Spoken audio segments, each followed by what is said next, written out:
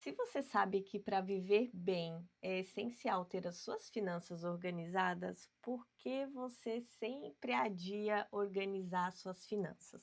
Calma, eu preciso te dizer que você não é a única pessoa que faz isso e que isso é muito mais comum do que você imagina, e eu vou te provar através de um estudo.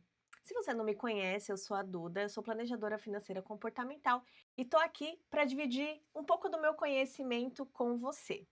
Tá preparado? Nós vamos usar hoje essa fonte de referência, que é The Ostrich in Us, que quer dizer o avestruz em nós, porque usamos a nossa atenção seletiva e ignoramos os problemas financeiros. Você vai descobrir comigo. Quando é que você olha a sua conta? Quando tem um monte de valores negativos e você não sabe o que fazer para poder pagar? Ou quando cai o salário e você consegue ver mais ou menos o que aconteceu ali? Então, esse estudo vai explicar por que nós ignoramos, temos essa atenção seletiva. Nossas decisões, elas são moldadas não somente pelo que nós vemos, mas pelo que nós escolhemos olhar. Aquele ditado que os olhos não veem, o coração não sente, é exatamente sobre isso. Se a gente não está vendo aqueles números vermelhos exorbitantes e assustadores, nada de mal está acontecendo nas nossas finanças, tá tudo bem. Mas não é bem assim, tá? Então, como foi feito esse estudo? Os pesquisadores olharam painéis de contas financeiras, olhando os logins e vendo ali vários tópicos como renda, gastos, saldos, limites de crédito, enfim, eles cruzaram essas informações. E aí, o que foi a conclusão que eles chegaram? Que quando as contas estavam indo bem, tínhamos dinheiro entrando, todo mundo lá olhando para o saldo, feliz e contente. Só que quando o saldo estava negativo, não havia essas entradas, esses logins nas contas. Por quê? Porque as pessoas não queriam olhar. E por isso que eles usam essa correlação com o avestruz. Já vou falar para vocês agora. Olha só, por que eles deram o nome avestruz? Porque o avestruz abaixa a cabeça e enterra ela no chão. E é isso que nós fazemos quando nós não queremos ver o que de fato está acontecendo dentro das nossas finanças. A gente enterra a cabeça no chão, não entra no login e não quer ver aqueles números, porque eles parecem muito complicados, tá? Então, esse é o estudo. E o que ele está dizendo para a gente? As pistas apontam para uma conclusão unificada. A chegada da renda, a alta liquidez, a baixa dívida são gatilhos para atenção. Agora, a falta de dinheiro, a alta dívida, nos leva a evitar a informação. E qual é a consequência disso? O maior endividamento, a piora dessa situação. É muito comum isso acontecer. Ao ignorarmos essa situação tende a piorar e muito. Eu vejo muitas pessoas que falam assim: eu nem sei por onde começar, como que eu vou planilhar, como que eu vou anotar, se é tanto número, parece muito complicado e, querendo ou não, também é muito assustador. Mas eu quero trazer uma perspectiva de o porquê é importante a ordem nas finanças e por que você deveria começar a fazer, mesmo que a sua tendência seja enfiar a sua cabecinha no chão como o avestruz. Eu gostaria de começar trazendo para vocês um trechinho de um livro que chama Além da Ordem. Esse livro é do Jordan Peterson. Talvez você não esteja lembrando do nome dele por causa desse livro, mas ele também escreveu o livro 12 Regras para a Vida, que ele é bem famoso. Ele dá 12 dicas para você, que são muito boas, aliás, e esse aqui é a continuação do livro. Então, eu vou trazer só um trecho, vai ser rápido, mas vocês vão entender um pouco sobre o que eu estou querendo dizer. Vamos lá. É a regra 7 e ela se chama Dedique-se ao máximo a pelo menos uma tarefa e veja o que acontece. Então, ele vai dizer aqui na parte que eu sublinhei: fazemos as coisas que gostaríamos de não fazer e não fazemos as coisas que sabemos que deveríamos fazer. Queremos ser magros, mas nos sentamos no sofá comendo cheetos e nos desesperamos. Estamos sem direção, confusos e paralisados pela indecisão. Somos puxados em todas as direções pelas tentações, apesar de nossa vontade declarada. E perdemos tempo, procrastinamos e nos sentimos mal com isso, mas não mudamos. Você percebe que é muito mais difícil do que parece. Parece que a gente não está sozinho, né? Porque ele escreveu no livro dele. Eu quero trazer para você, nesse momento, uma segunda perspectiva de algo que esse autor falou. Vamos ver o que Paulo falou a respeito disso. Sei que nada de bom habita em mim, isto é, na minha carne, porque tenho desejo de fazer o que é bom, mas não faço. Pois não faço o bem que desejo, mas continuo praticando o mal que não desejo. Nossa, é bem parecido, né? Paulo está dizendo, e se você for lá na sua Bíblia, provavelmente vai estar escrito lá que é a luta contra o pecado, porque é de nós sermos essas pessoas que querem fazer o certo, mas a gente não faz. Então, eu acabei de dizer para vocês que é muito importante para mim e para você organizar as finanças, mas o que a gente precisa fazer a gente não faz. E o que a gente não quer fazer é o que a gente acaba fazendo, que é gastando mais ainda sem poder, muitas vezes. E aqui eu quero sempre fazer um recorte, que é, eu estou falando de pessoas que têm uma renda e estão gastando além dela, mas não as pessoas que têm uma renda somente para sobreviver. Então, eu estou falando com pessoas que estão acima do nível de sobrevivência, tá? Então ele está dizendo que a gente tem muito excesso de distrações, a gente tem muitas informações, e se a gente não está intencional naquilo que a gente quer fazer, logicamente a gente vai ser, né, encantado pelas borboletas, por assim dizer. Embora tudo isso aqui esteja dizendo, olha, é verdade, eu concordo, é difícil, mas a gente precisa decidir começar, tá? Então, por que que a ordem é importante? A gente vai começar lá em Gênesis 1, na criação do mundo, quando Deus falou, haja luz. E Deus falou, haja luz, e ele poderia ter criado o mundo inteiro naquele único momento. Você acredita que ele tinha poder para isso? Porque eu acredito que sim. Mas ele não fez. Ele fez o mundo em 6 dias e descansou no sétimo dia depois que ele terminou. Ele descansou depois que ele terminou todas as etapas. E as etapas foram muito organizadas. Se você ler lá, ele vai separar um dia, ele vai separar somente os luminares.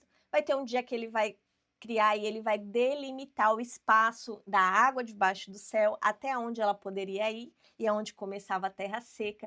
Então foram processos muito organizados. Aí você vai me falar assim: "Calma, Duda, mas aí Deus estava planejando, ele teve tempo, ele não estava no meio do caos, ele não estava com as finanças dele desorganizada, ele não estava da maneira que eu tô agora. Por isso que ele conseguiu se planejar. Era tudo novo. E aí eu vou trazer para você algo que você não está esperando. Eu vou trazer para você um exemplo de como a ordem é importante mesmo num momento de caos. Vamos lá comigo? Ao entardecer, os 12 aproximaram-se dele e disseram: Despede a multidão para que possam ir aos campos e povoados vizinhos encontrar comida e pousada, porque aqui estamos em lugar deserto. Você já sabe do que nós estamos falando? Nós estamos falando sobre um milagre de Jesus. Ele, porém, respondeu: Dê-lhe vocês mesmo algo para comer. Olha só que interessante. Aqui, os discípulos estavam tentando ajudar Jesus porque Jesus estava cansado, precisava descansar, estava ficando escuro. E o povo ali, um monte de gente, era, como que eu posso dizer? Milhares, né? Eram 5.000 homens, fora mulheres e crianças, e era um lugar deserto. E aí os discípulos falam assim, ó, põe todo mundo para vazar, porque a gente precisa ir embora e eles vão ficar com fome. E aí Jesus fala assim, dê-lhes vocês de comer, né? E aí os discípulos disseram, temos apenas 5 pães e 2 peixes, a menos que compremos alimentos para toda essa multidão. Como eu falei, 5.000 homens. Ele não pediu para eles irem lá providenciar. Deus falou: a gente vai trabalhar com o que a gente tem aqui. com esses 5 pães e 2 peixinhos. Ele vai fazer com o que a gente tem aqui. E aí, qual que é a segunda ordem dele? Façam que se sentem em grupos de 50. Aqui vai um ponto muito importante, porque vocês acham que Jesus não podia fazer do jeito que estava ali? Só que eram 12 discípulos para mais de 5.000 pessoas para alimentar. Imagina você como que seria alimentar esse monte de gente de uma maneira desorganizada. É isso que você faz com as suas finanças. Você já foi numa festa? Eu já fui, eu já fui muitas, tá? Já foi numa festa que parece que o garçom só servia uma mesa e você ficava ali esperando a boa vontade do garçom chegar e o garçom nunca chegava e você falava: "Bom, agora ele vai", porque ele já serviu aquela mesa ali 4 vezes, mas na minha ele não chega. E você vai ficando com uma raiva, e você vai ficando com uma fome, e aquele problema nunca resolve? Pois é, exatamente isso. As suas finanças estão dessa mesma maneira. Se você não organiza, não vai dar certo. Por quê? Porque não acontecem coisas boas no meio do caos. Então Jesus falou assim: "Sentem-se em grupo de 50". E aí ele podia ter uma visão melhor, né, e organizar. E aí Jesus tomou os 5 pães e 2 peixes e olhando para o céu, deu graças e partiu. Jesus pediu a ajuda divina, pediu para Deus. Só que ele pediu para Deus depois que tudo já estava organizado. E aí eu lembro de uma frase do meu pastor, que ele sempre diz, e que eu aprendi muito com essa frase, que é: a soberania de Deus, ela não isenta a responsabilidade humana. Então, se você tá aí na condição de umas finanças complicadas e você ora todo dia e fala assim: Deus não me responde, talvez, e só talvez, né, isso aí cada caso é um caso, mas você também não esteja fazendo a sua parte. Você fez o que dava com o que você tem hoje, com seus 5 pães e 2 peixinhos, da maneira que você tá tentando fazer alguma coisa para melhorar? Ou você está esperando chegar uma circunstância ideal? Você está esperando alguém lá no mercado e com 200 denários comprar comida para você? Você está esperando? Então, aqui vai um ponto de alerta. É o mínimo que a gente tem que fazer, nós, como humanos e pecadores e falhos, é a gente olhar para nossas finanças e começar a tomar decisões, não ficar só esperando um milagre. Então, depois que Jesus conversou com os discípulos, fez toda essa organização de grupos, ele deu graças e partiu pão e entregou aos discípulos para que servissem o povo. E o que aconteceu?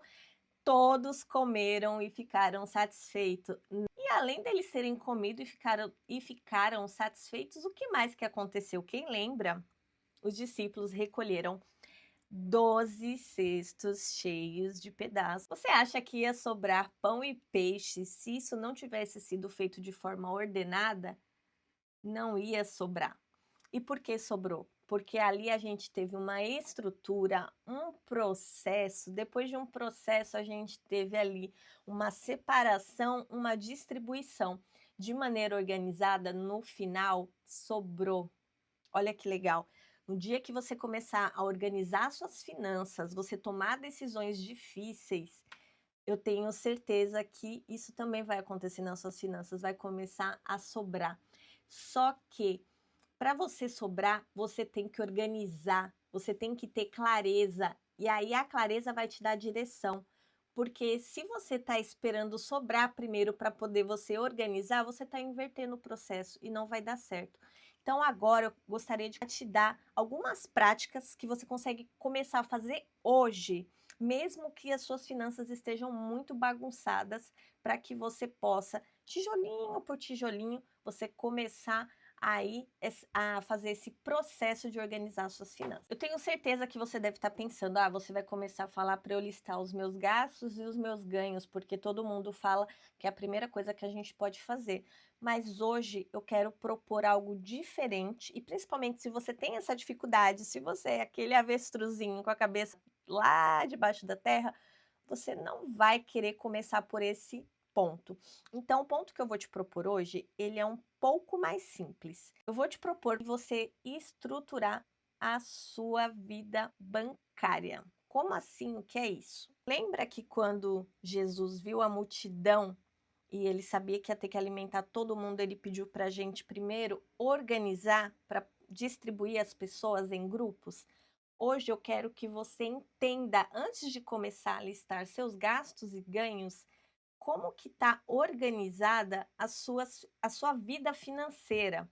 Então, para você entender o nível de complexidade que você tem hoje, então você vai fazer um exercício de estruturação bancária. Não sei se vai dar para ver, vamos dar uma olhada aí se vai ficar bom ou não, tá?